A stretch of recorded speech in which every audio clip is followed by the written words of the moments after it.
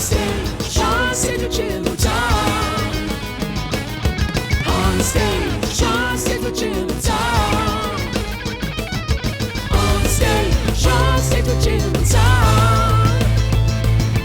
On stage, on stage with Chantepleure.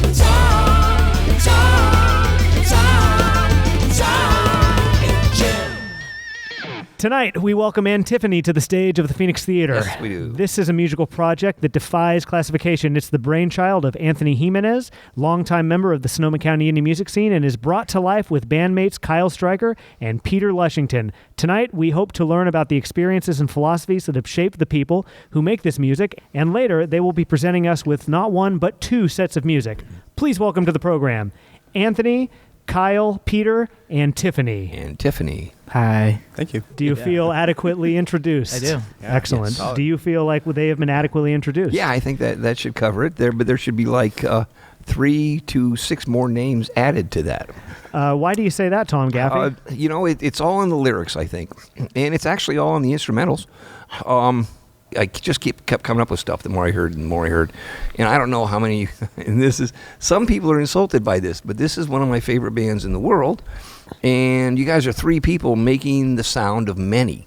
There's a whole bunch of stuff going on stage. And what is one of your favorite bands? Well, that'd be Rush. Yeah. Oh, yeah. Word. Yeah. Offended? Absolutely. No. Yeah. Oh, good. No. Thank God, because I just kept hearing that. It just kept channeling through. And I'm thinking, oh, my God, what a big sound you guys have. Again, more sound than people on stage. And then if you study the lyrics, you realize you've got personalities and dualities talking with and against each other. And would you agree with that, Anthony? Well, that's what Antiphony means. That was the next part of it, Antiphony. And what does it mean? It means the literal definition is call and response singing. So it's sort of like originated from kind of like Gregorian chants. That's like a pretty early origin of it, where it's like a choir where Yes.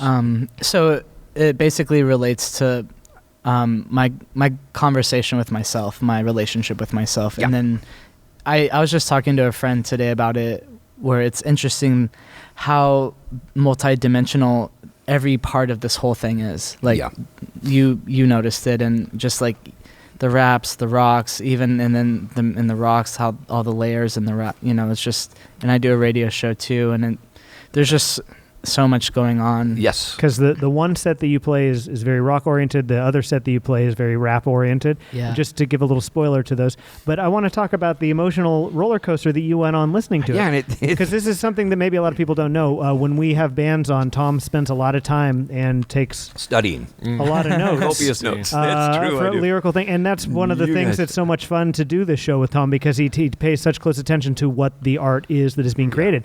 And boy, some of the characters or some of the voices that you wrote for in these songs, they hit Tom in certain places. The disconnection between the id and the ego. In fact, it's the id not being guided by the ego. It's like the ego is like in bed with the id here quite a bit. Mm-hmm. You've got these two personalities, and they seem to be working in the same direction, which is very un-Freud when you get it. Might be more Jungian, but I don't even think it goes there. It's beyond. But yeah, my first confusion was, what the? Then I get into, because I hadn't met you guys yet, I hadn't seen you play, I get into, God, I hope these guys are serious with these lyrics. And you are. Every once in a while, you'll come up with some stuff that is very moving to me. And I keep coming back to Ween. There's some things that they do that absolutely move me. And then I find out things like the drugs that they were on when they wrote it. And I have to wonder, was I just sucked in? Were those guys serious or not? Now, hold on a second. Now, you're kind of getting at like what's real and what's not in lyrical content. Absolutely. But my question to you would be, and anybody, what's the difference between them, a group, making something up just for the sake of eliciting a reaction, or making a character up? And is there a difference in that? This is where my disconnection happens. Yeah. I get emotionally drawn into these tunes, and I'm hoping to God that these guys are seeing it and saying it the way I think it's being seen and said. Otherwise, by the end of this whole night, I'm going to feel like a total fool. And you had a revelation before we played tonight. There was a piano lesson going on in the Phoenix, which is where we are right now, the Phoenix Theater in Petaluma, California. Yeah. But there was a piano lesson going on. Tom was talking with the piano student, and he had a light bulb He go was off. playing, and I realized, I was up in the office going over the lyrics to A Wall. And I realized how well those lyrics fit with Eric Satie's Emile tune. something? No, believe it or not, Jumpedia was the name of the tune. And it was. Oh, right, yeah. He was playing that Satie tune when you guys were just loading in. And I'm going over the lyrics on A Wall. Do you have any of them written there? Yeah, I've got them all. They all fit really well. Family, friends, lovers, release me in the name of freedom. Here is.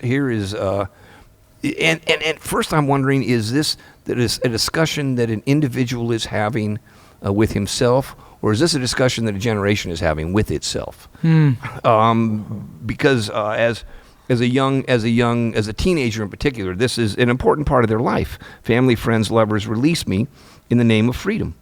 Cut and snap the web one by one. It's so much fun.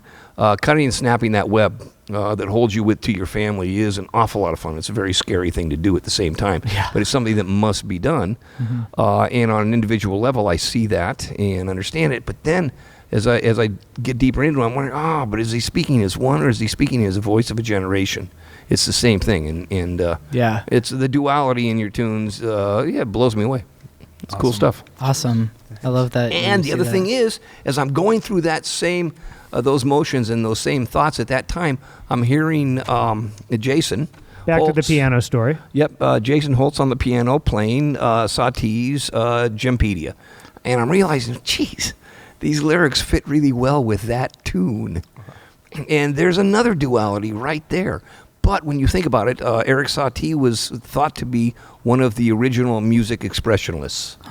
He was one of the beginning. Also, he was a Dadaist. He really started coming into, just at the end of his life, he started coming into his identification as, I think, a musician and a philosopher. And he was one of the original Dadaists in 1921. He died in 25. So only got about 5 years, and that's a good way to go out on the top of your game, quite frankly. Wow. They didn't take him all that seriously until about that time, really. But again, the duality is that you guys can take your lyrics and fit them into an incredible array of different styles of music at the same time. And it's just, it's been a good afternoon watching what you do and listening. Did anything jump out to you, Anthony, while you were listening to him describe his experience of listening to your music? I think just the thing that popped up the most for me was that it feels validating, and I feel seen, because I think in a lot of ways with this type of music, with the screaming and stuff, the lyrics don't get noticed, and it's like I don't understand what he's saying. But with the lyrics on that material, it's very personal, and it deals with a very dark process that I dealt with, and when you say that it is a personal thing, yet it also equally true, like you said, it is a voice for others as well. Because I think to achieve freedom, the release of all of the connections and all of the voices of people that are not yours is very important in moving forward. Yeah, and cutting those ties is an important thing to do for any young person, and at the same time, having the confidence and the trust in those people that you love to do that. And you take note of that. Family, friends, and lovers, release me in the name of freedom. It is a request, and that's very respectful of you. This was an experience, and I won't make you go into it, but is this something that happened a long time ago in your life that you're referring to, or is this a more recent emotional experience that you're documenting in that song? Or is it an ongoing thing that you're still dealing with? I wouldn't say it's ongoing. I would say that it's done.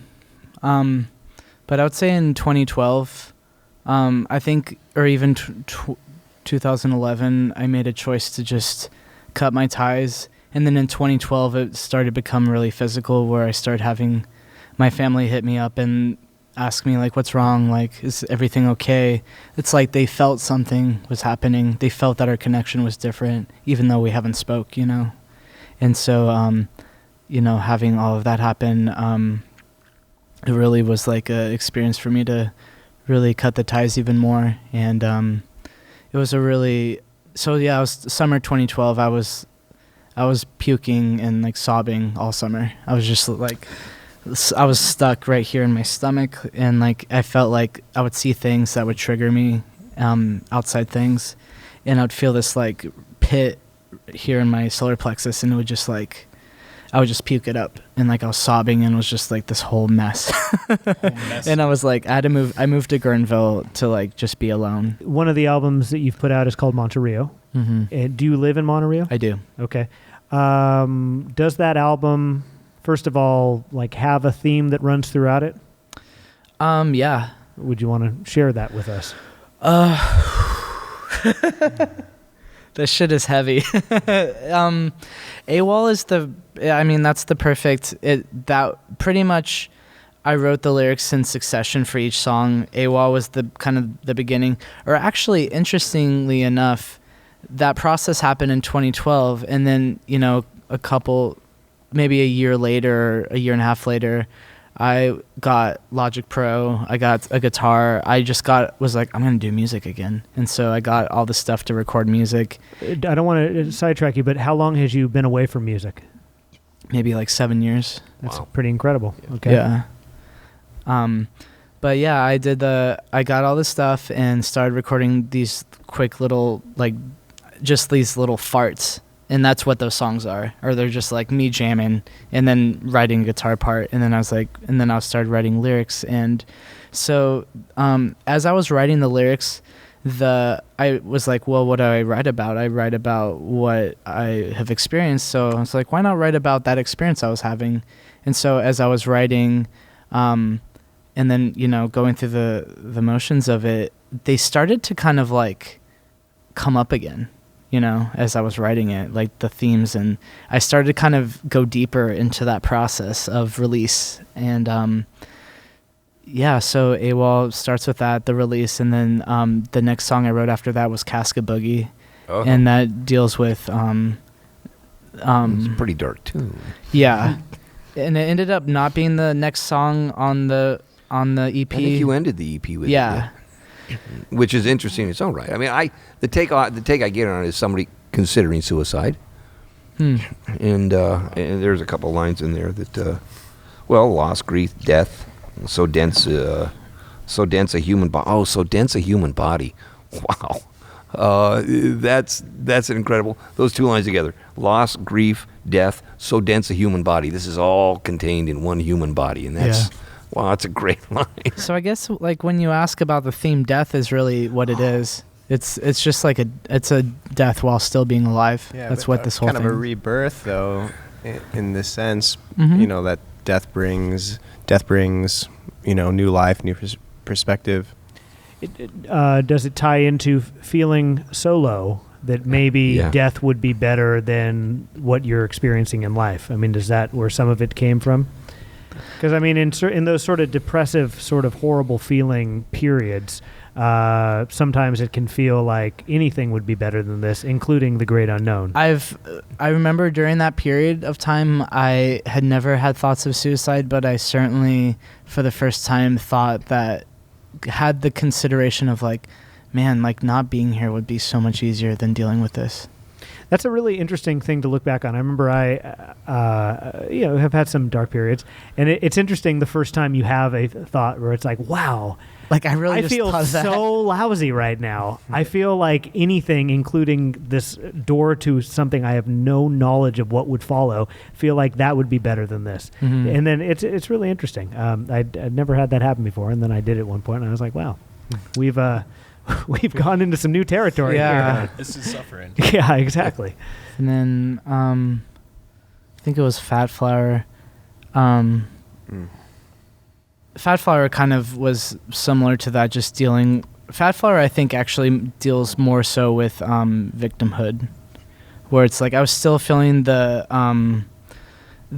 just like how awful it felt to just, let go of everything that I knew, and just how I just slipped into this void where it was like the hardest period of my life. Definitely that winter of 2012, I was just in bed all the time and was in this void where I didn't. You weren't alone.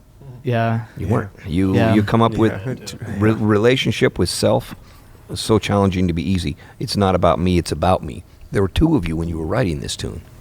And because this was the first one where I realized, oh my God, the duality happening here is so incredible.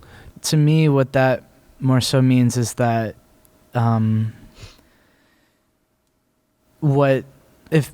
don't know, I've noticed that the more that I dig deeper into myself and do my own thing, the more I can expect a backlash, more or less, from other people, because people expect me to, I've had agreements with people to be, a certain way, and then when I stop being that way, it brings up fear. So implied agreements, you mean? Like it's almost like more like energetic agreements. So check this out. How does this work? The more I dig deeper into myself, I notice a backlash, mostly from other people. Try this. The more I dig deeper into myself, I notice a backlash from myself. Does that work at all? I feel like that works for me in a different way, because actually this brings me to Clinomania, another song on this album that deals with layers of myself, and that reminds me of that. Absolutely. Yeah. Where that song is that song deals with my experience where these feelings come up, or these like moods, or these things that I recognize as aspects of myself that because basically in my whole process of integration and freedom, essentially making that choice and totally trusting myself, what that essentially means is that all of the things about me that are not integrated, that are not in balance, that are not in agreement, the things that I've put away in the closet from a long time ago, they have to come up, because they have to come up and be a part of the team too, and they have to be integrated. And so those nasty aspects, they come up because I chose that. And so it's just not fun, and I feel fucking crazy, and just like that's where it can get really confusing, where like, is this me, or is this not me? Like these these feelings and these things. And I think the anger within yourself, of yourself. Yeah. Totally. Again, this is stuff when you're listening to it. Masquerade, crafty disguise, fix the broken, somewhere to hide, pretend that I am safe, closing my eyes, shadow, I've got a problem today, shocking, seems you're truly enjoying your program, make acquaintance with myself, same response, you fucking shithead. In love, my own killings, in love, my own feelings, in love, my own killings, in love, my own blessings. Yeah, that's it. Yeah. So I just did a spoken word performance. I love that. I heard some bongos in the If back. you want me to come on the next tour, I'll be there. That's the point. I don't think anybody hasn't gone through what you're singing about here. Yeah, especially these days. If you haven't, my God, what are you? Yeah, I know. That's what I'm saying. That's what I'm saying. I'm like back to more of the, lyric interpretation that I fucking hate everyone of that rap song. Like pretty much I feel like I have such a low tolerance for people that are just not here, aware, and like, because it's like, I mean, in a time like right now, I mean, how can you not be awake? That really resonates with me because fear. Yeah, Fear totally.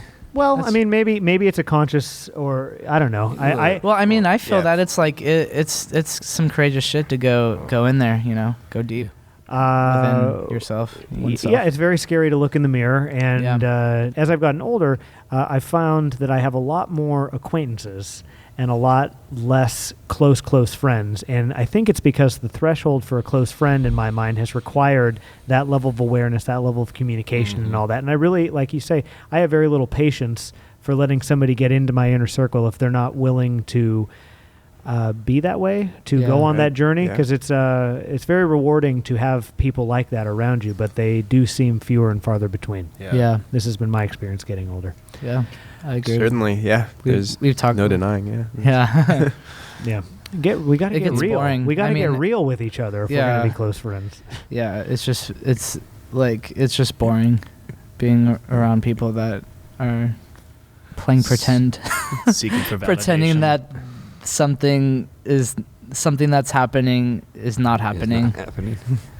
Or, you know what, is it pretend? I mean, are there people that go through just not ever going that deep in themselves? And There will be a ceiling on the relationship that I can have with that person, and that's pretty much all that I can say about something like that. Yeah, I've definitely feel like I've become a lot more okay with that, where it's like I'm compassionate of their, experience, like, oh, you're not, I mean, if you're not willing to go there, that's cool, but I also have a choice not to spend time with you, which is I feel so much freedom with that, because I don't feel bad about it. Yeah. there are people that would be afraid to find comfort in being swallowed by the ocean. And there are people that maybe just will never be able to go there. And there are people that it absolutely drives crazy that they can't, and they don't, and maybe that's part of their craziness. But it's again, Casket Boogie is it can be a scary tune when you look at it, and how deep you go there. And yeah, I think in this world there's probably a ton of people that don't. It just used to drive me crazy with people who, you let's say you meet a new group, okay, and you get really close with some people in the group, and then there's other people where their ceiling is there because of their lack of willingness or their lack of ability to get deep or be aware or whatever you want to call it. It used to drive me crazy with certain people. Like, I'd get with the others who I did feel I was on the same page with and be like, can you believe there's nothing ever real with this person? It's like, ah. Yeah. As I've gotten older, though, I just sort of come to terms like, okay, well, this is as far as I'm going to get with this person. And that's fine. That's the way it's supposed to be until it isn't supposed to be that way anymore. Yeah, totally. And I think it, kind of goes back to like the end of the lyrics in Clinomania again, just being in love or allowing yourself to love all the aspects of yourself, good or bad. And, I feel like you can tell around certain people who are still struggling with like allowing themselves to feel all those things and like accepting all of those emotions and feelings. You did just get back from tour, and you were very thankful about everybody that came and watched you perform, in your words, weird raps. And it's a very brave performance experience, You're performing rap music, you're wearing face paint, you're all alone on stage, and it's much different from the other music that you had played, which is with two other people on the stage with you. Yeah. I have so many questions about it, but I mean, how has it been performing it for people? It's been really interesting. Pretty much every, leading up to a show, knowing that I have to do the raps and also knowing that I have to sing, which I've never been comfortable with singing until really recently, has made me nervous. And then I just go up there and do it. And, I have, these characters to pull through and, sort of hide behind. And so it's easy. It's kind of like a David Bowie thing. He had his characters. He could be weird, but it was because he had a character, and it's kind of like the same thing. In your mind, are these a finite amount of characters? I mean, are you playing 5 different characters, 8 different characters? It's 3. It's 3? Yeah. MC Doopy Doopy, Salsa Stains, DJ Bloody Drip. Would you like to tell us about these characters? As far as I know right now, because this was just like a very instinctual thing, it just kind of happened. As far as I know now, Dupe is me, just like grounded and chilling in the background, not really that, loud and stuff. And DJ Bloody Drip is kind of like a big black gay dude version of me. And he's pretty... Painted a picture in my head. Yeah, totally. I mean, that's what it is for me. Is he's like this character. He's really grounded too. He's really kind of like just like your buddy that you can like go to and talk about some stuff, and he'll have a sense of humor. And what about the third character? Salsa Stains. She's a lady. She hasn't had her sex change yet though. That's as far as I know. As far as like what's come through is, I feel like she's taught me how to rap. She's hard. Like, she's fierce. And She's the little Debbie of the crew. yeah, Okay. for sure. And she's got just an aggressive flow, and she's real sassy, but she's a little sweetie too. Pretty much that's besides what I have to say about that, and then the lyrics of it, that's as far as it's really gone at this point. But yeah, with as far as the characters, I'm really excited to go more into character development and work on the next stuff to see what they have to reveal. Far out. Monorio was an album that came out of a lot of negative experiences and feelings, and emerging from that. Is the new material coming from the same sort of source material, or is it a different sort of vibe? Well, like what Peter said about the rebirth, this is very much the rebirth album. Where like this is like the death album, this is the birth. Gurnville is what it's called. It's going to be called is Gurnville, and it's very much like a birth album. Yeah.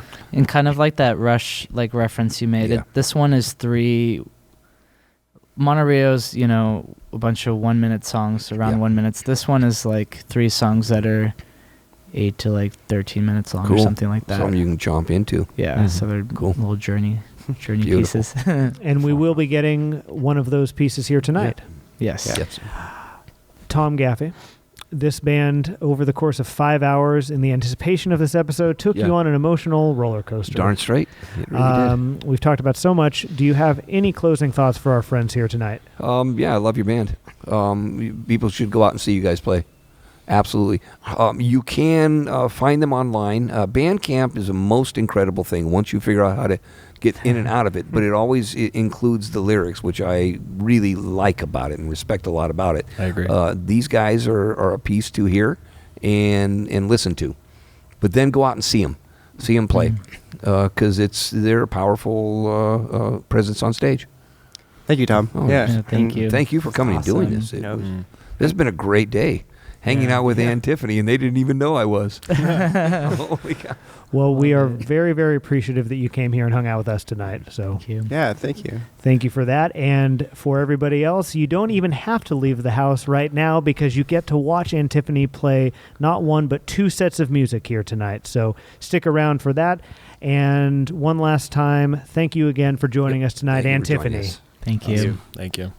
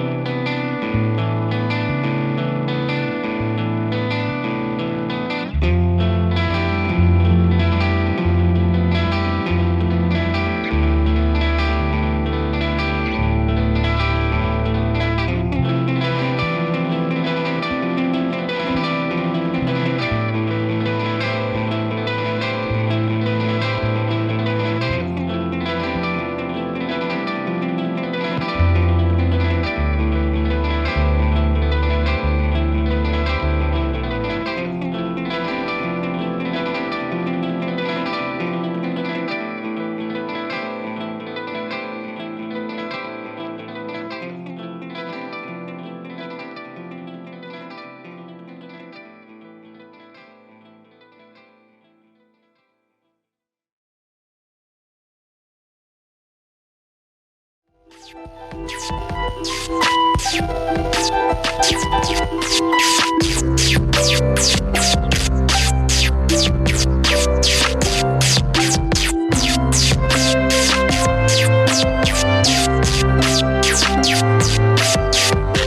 even take the hat from one of my best friends, cause I don't want the top of his dome. I want the rest of my throne. I want to bathe the bask beside the drone. The trials and tribulations of Antiphony.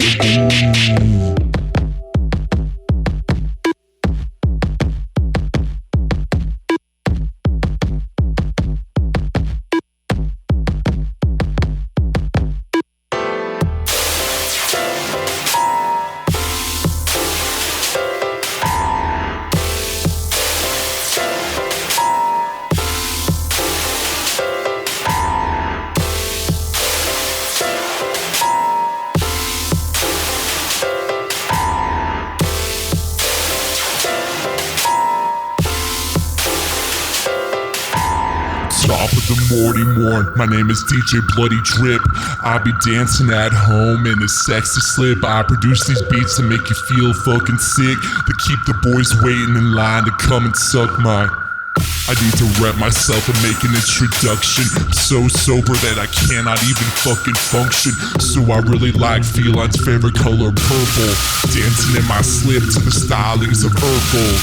I've got sweat on my arm hairs, no room to diss with all this blood in my storage bin. So resurrect this deep in the trenches of a momentary bliss. Your kiss is on my list like Hall & Oates' dick. You worry about shit to make sure that it happens, so you drop that shit now so you can make room for some confidence. Reap it out, pay tribute, none of your condolences. Things that are not even mine that I hold as hostages. I'm swimming in a pool of leeches, the Vatican, pulling down the trousers of that priest so I can sin again. Looking for a hole of space to fill this fucking lyric in. Losing my motherfucking mind like I'm high on dextrogen. I used to wake up in the morning with prior day shit. Used to be in love with the weed pop, so take another hit. Used to celebrate all victories as not decreed. A new one, now I'm fucking right here, spitting out some fun. Timelessness is new. Used to measure time linearly, most frequently motherfucking pots of tea. Perpetual unfolding, evolution of becoming. My boyfriend is sitting me up again, so I guess I'm coming. Yet he's a boat without a rudder, not looking in, afraid of what he'll find.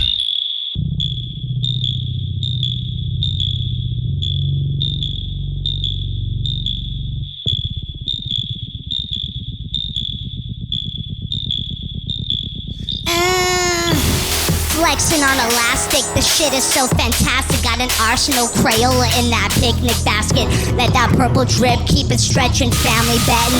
They don't know what to do with the change in the tracks they're in.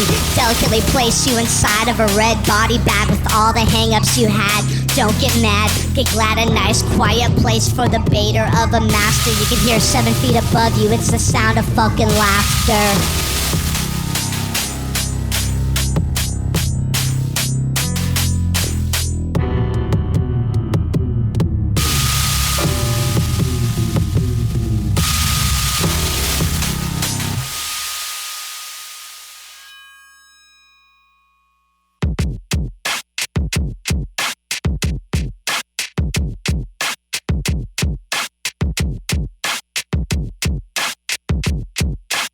Fucking with the astral plane like a motherfucking fiend. Seduction like an axe wit, make you feel like shit. Granted much grace, placement of your hips. Set emotion and foundation like those motherfucking lips. String of light underneath the moon with purple balloons. Rocking on my bells under the slick shells like it was noon. Popcorn in the packaging, nausea of the first swing. The realization when you know I'm on to better things. Front like a glass fade, a sick dance, another fade away with fuck shade. Slaying masses, taxing papers, taking pictures with all the day labors. Savor the taste, it's only right here with the fourth beer. With the need of contradiction coming near.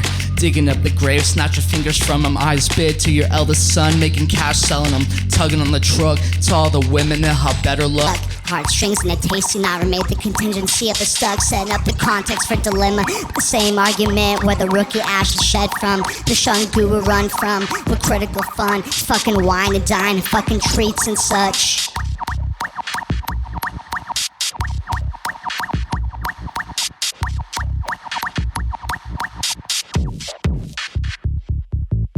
Chillin' with me, cool, relax, and that's your top choice. I be poking on your man like Blastoise.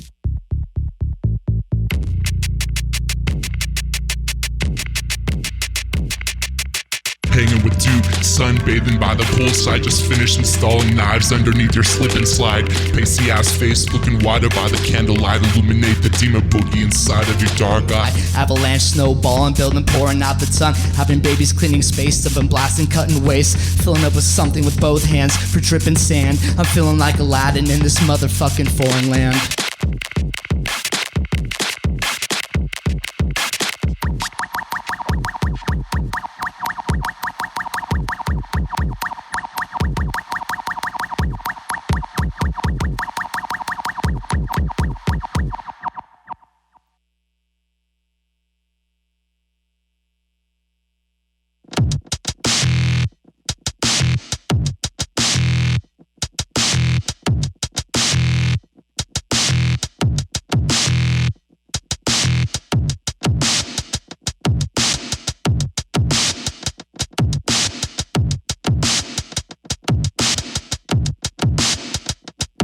I'm like a grasshopper with the hat shit, turning tricks on my up and up, shopping it with motherfucking backspins. Feeling on my shit like a ghost exit. Don't like overdue goodbyes. I'm fucking quick-witted, honey brown moment with the flags that are pointing to it. Chopping up that fuck shit like a guillotine. My cat's staring at you like you're motherfucking me and licking his paws to make sure that they're fucking clean.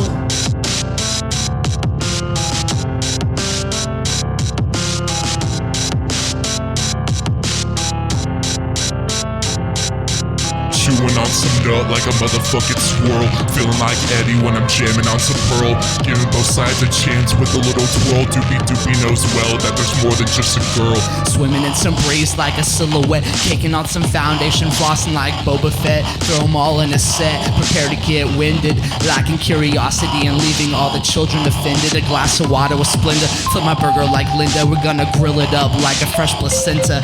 I got stacks of cash to pay the renter. Like 2 rows jam-packed within the center. Get under skin, itchy legs, dance to shakes, flow breaking. Think I'm buying you drink this shit, you must be mistaken. Rolling on a paddleboard with my feet shaking. Eating bomb-ass fries with some cheese, a little bacon. Swirling deals in combat fields with everyone that's taken. Throwing out some round of kids to see who folk were taken. Swim with Eddie Gordon, Forest Law in the lake. And contemplating all the trust that I've been fucking breaking.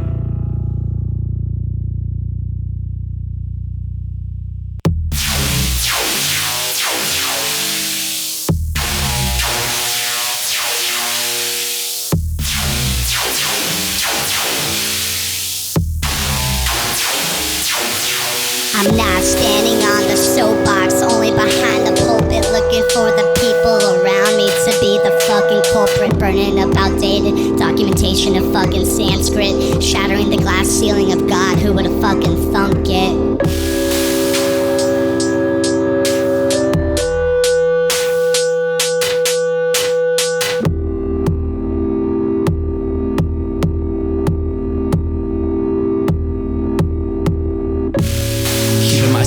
Quiet for the most part, like my dad. My feet are planted like tree roots wherever they stand. Tired of boring ass groups, which probably includes your band. Trying to get that dick sucked with their telly rolled up in a van. This isn't meant as a diss jam, I'm just seeing your truth. You don't even have to speak words because I see it all in the fucking booth. Giving me that thumbs up like you need a lift. Saying the same shit over and over again like a gif. Crates digging up with the doopy shit I'm spitting. I'm fucking on that T game, you know I don't fucks with Lipton. Explosion of abandonment, shunned from your only son. The rested guilt when I fucking hate everyone.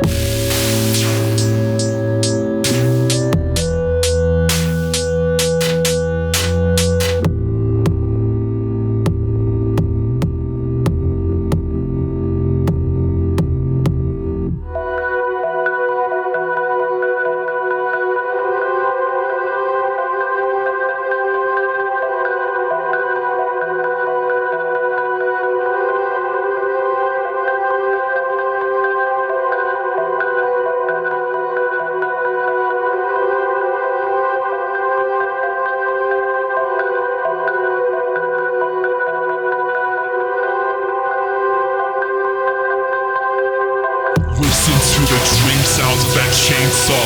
Open up those papes, cause I'm feeling raw. I'm like the mayo to your coleslaw. Obsession over distractions, disguised as flaws. Caught my finger up in a fish's mouth. Feeling on the edges of his footsteps like a quarter. Close my eyes, take a deep breath and head south. Taking Jesus off the cross, cause fuck a martyr. Let that blood drip and fucking paint with it. Shit is DIY, don't have to go to the art store for shit. Smoke spiraling from a burn house like a piston. Open up that conduit, allow myself to take a listen.